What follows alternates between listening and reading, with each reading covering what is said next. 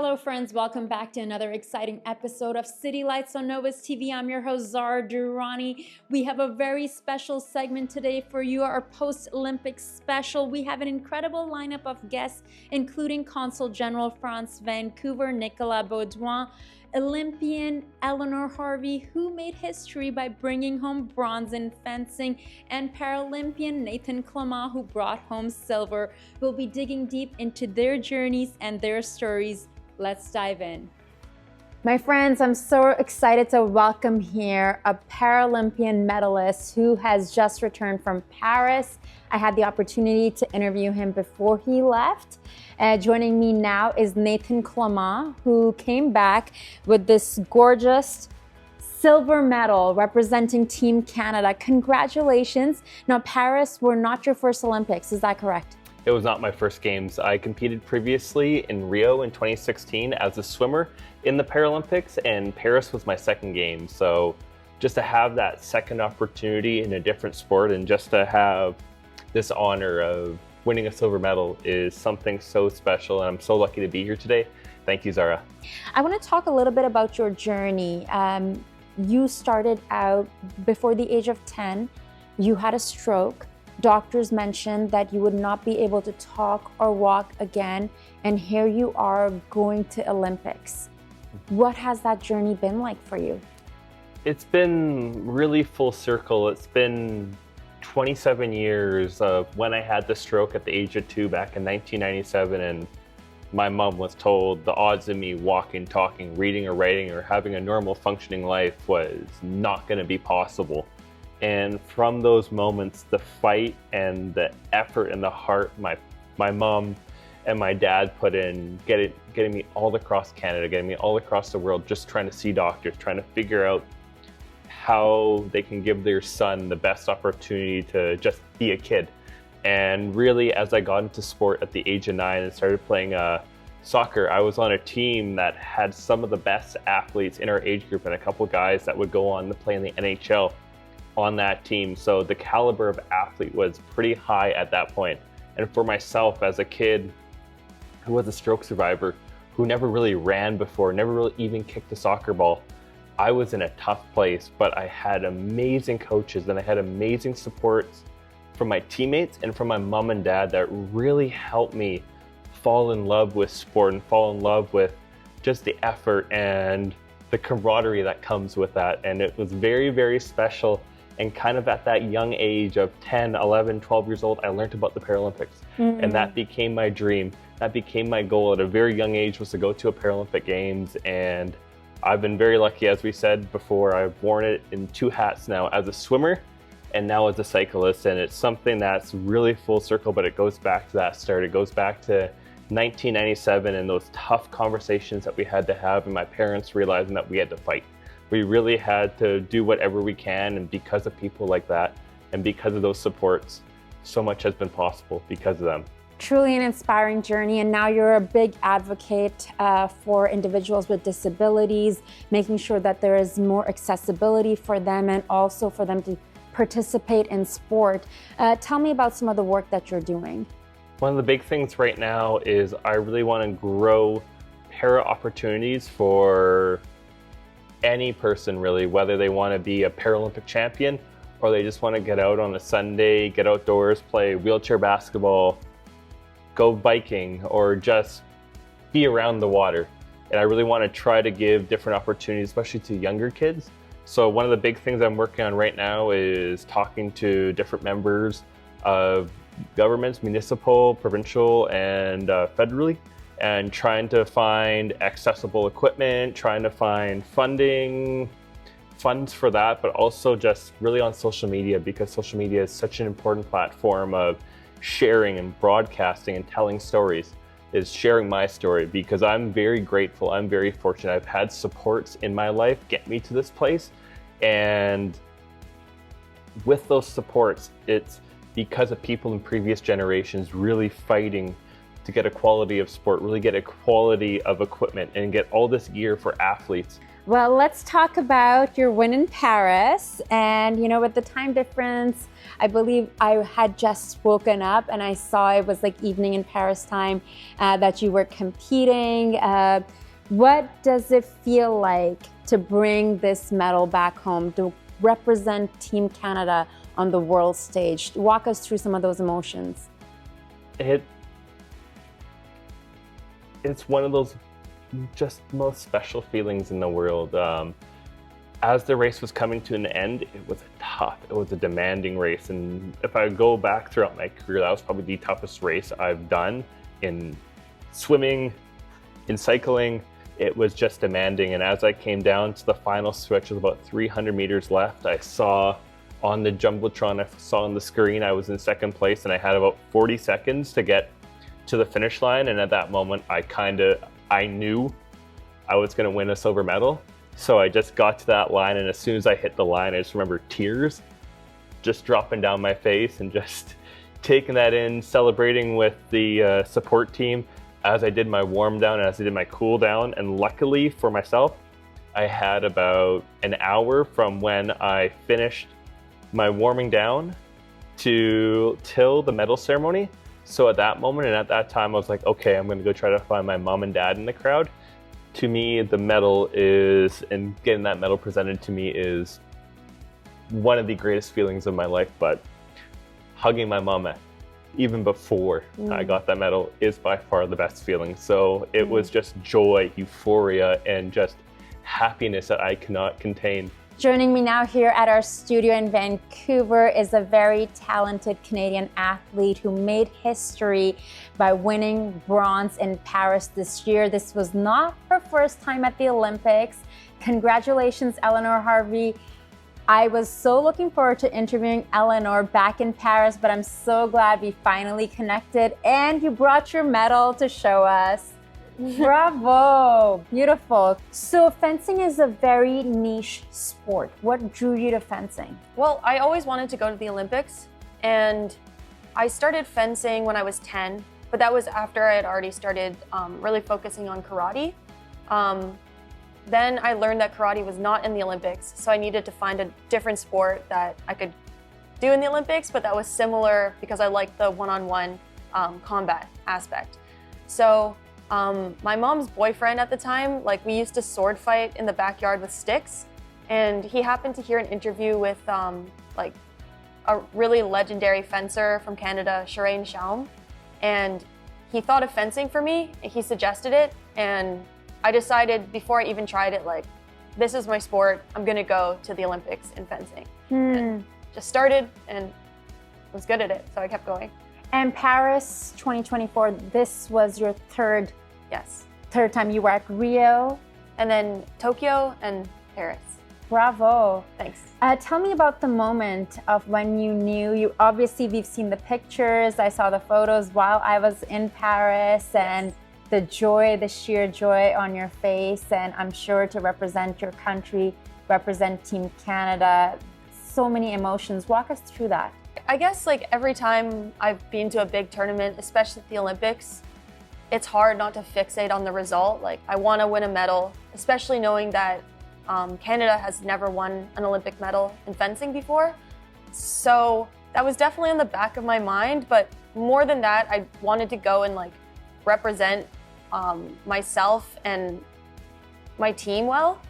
And I had felt really, really good in training leading up to the Olympics. And so it was just about finding the right mindset to let that come out on the strip. We were able to do that, go in with a pretty relaxed, but still very intense attitude.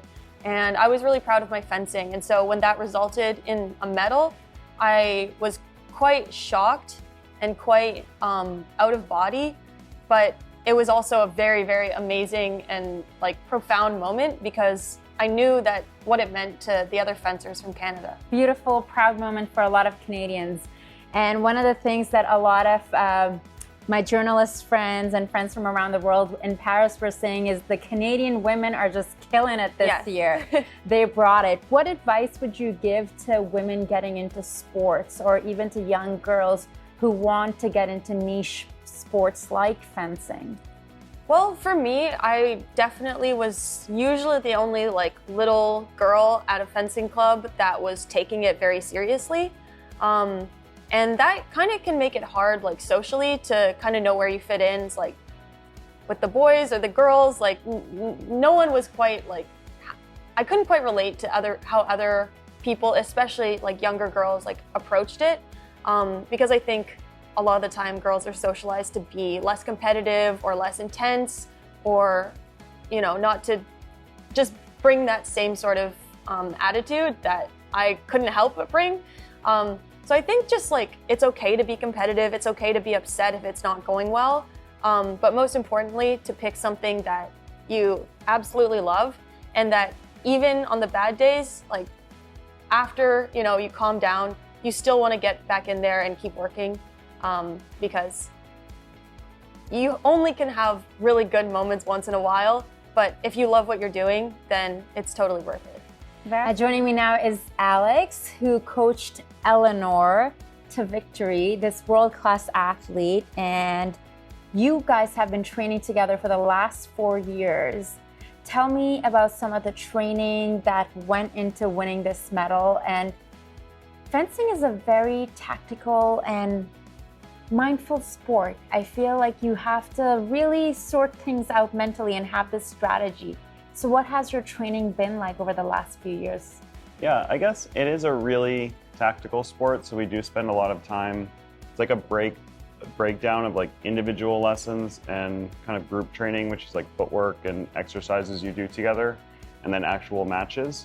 But it's also super physically demanding. So for example, leading up to Paris, we would only do 4 or 5 days a week of fencing. And then she's actually doing 6 days a week of physical conditioning. So although we do a lot of technical training, especially trying to peak for an event like the Olympics, the physical component of it is pretty big too. If you see a lot of the top performing athletes go on to become motivational speakers, because it's about a certain mindset. And if you can take that world-class champion mindset to different, you know, whether you're an entrepreneur or an artist, if you can share that with us. I think it comes back to what I was saying before, which is understanding that I have a goal and I'm going to stay focused on it, and that there's going to be setbacks. And even this Olympic year wasn't her best season to date kind of thing. But I think we celebrate the successes so much. We don't hear about the bad days where you just blow it in an early round or something like that, or you don't perform as like to your expectations. But if you stay focused on this long-term goal, you can kind of see those steps as steps, but also as learning experiences where you still have your goal. You're still 100% focused on it. You're going to make an adjustment to your training or something like that, but it's not going to affect your dedication to that goal. And I think a lot of people question themselves too much when they have a setback. Like, oh, can I really do this? Am I really going to be able to make it? Rather than seeing it as a learning opportunity, but maintaining that focus on their ultimate goal. So I think that's something that a lot of, I hear talking to parents too of young athletes. They're like, oh, is my kid good enough? Like, should I pull the plug? Should I keep training? Like, should they stay in the sport? And I really believe that it's a much better philosophy to set a goal, to buy into the idea that you can achieve that goal and you have a plan.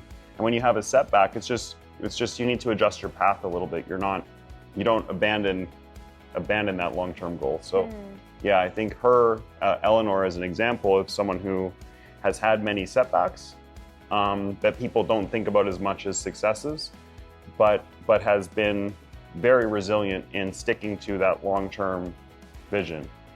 Joining me now is Consul General France Vancouver, Nicolas Baudouin.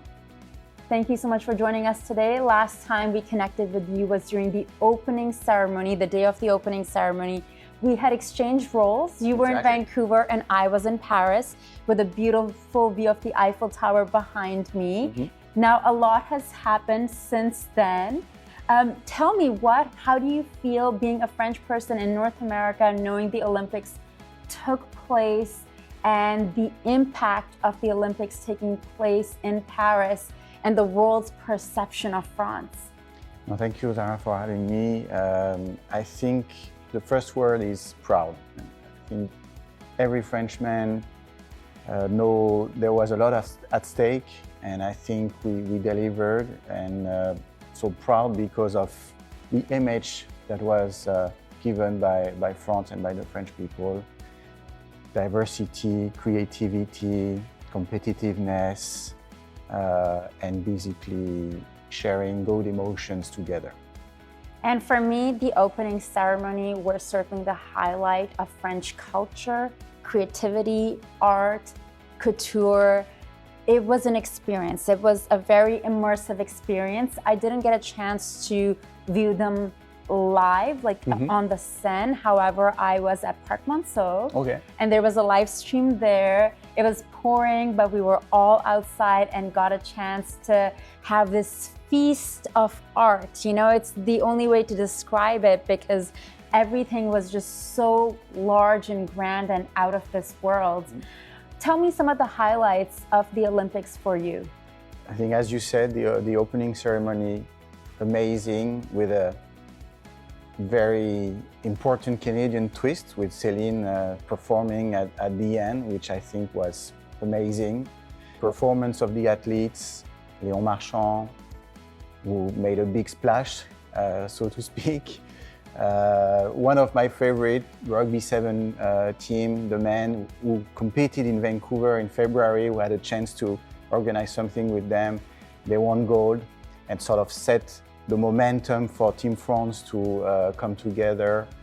I think also the closing ceremony, very nice, all the volunteers coming together, the sort of relay of the torch with Los Angeles.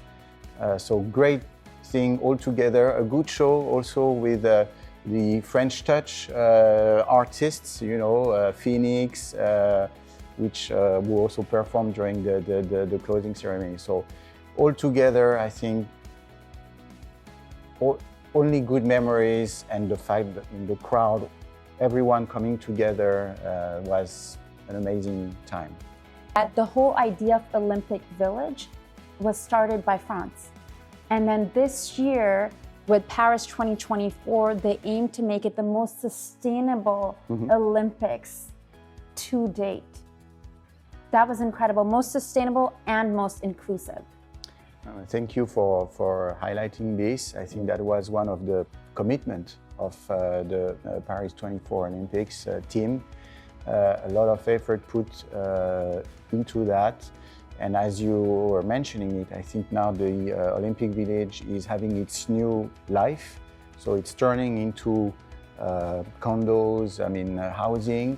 And some of the furnitures which were used are actually being donated, some of them to the equivalent of the Salvation Army, which is helping people who are struggling with living conditions. Also, people who have been affected by floods in other parts of France. So everything comes together. So I think it's a great outcome of the Olympics. Thank you for joining us for this post-Olympics recap. It's been truly inspiring hearing from Nathan, Eleanor, and Nicolas, and hearing their individual stories and passion for their sports. Until next time, I'm your host, Zara Durrani. I'll catch you on City Lights on Novus TV. Make sure to follow us for more inspiring and exciting stories.